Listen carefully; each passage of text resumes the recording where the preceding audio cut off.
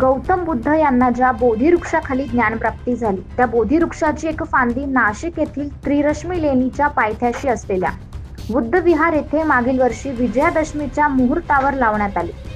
त्यावेळी भिक्खू निवासाच्या विकास कामासाठी तब्बल 8 कोटी रुपयांची मंजुरी देखील देण्यात आली। तसेच महानगरपालिकेने या भिक्खू निवास कामाचं टेंडर देखील काढलं।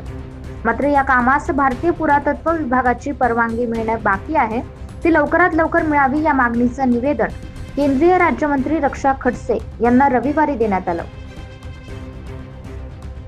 1 वर्षापूर्वी विजयादशमीच्या दिवशी नाशिकच्या बुद्ध स्मारकाच्या पायथ्याशी श्रीलंकेहून आणलेल्या बोधिवृक्षाचं रोपण महाराष्ट्र शासनाच्या वतीने करण्यात आलेला आहे। त्यातला एक भाग हा वृक्षारोपणाचा होता, दुसरा भाग हा भिक्खू निवासाचा आहे। भिक्खू निवासाचं काम मंजूर झालेले 8 कोटी रुपये त्याची खर्चाची तरतूदही मंजूर आहे। नाशिक महानगरपालिकेने टेंडरही काढलेलं आहे, परंतु केंद्र शासनाच्या आर्कॉलॉजिकल डिपार्टमेंटची NOC मिळायची बाकी, ती विनंती करण्यासाठी आज आम्ही आमच्या केंद्राचे राज्यमंत्री आदरणीय रक्षाताई खडसे यांना ती आम्ही विनंती केली आहे की आपण लवकरात लवकर ही NOC मिळवून देण्याचा प्रयत्न करा।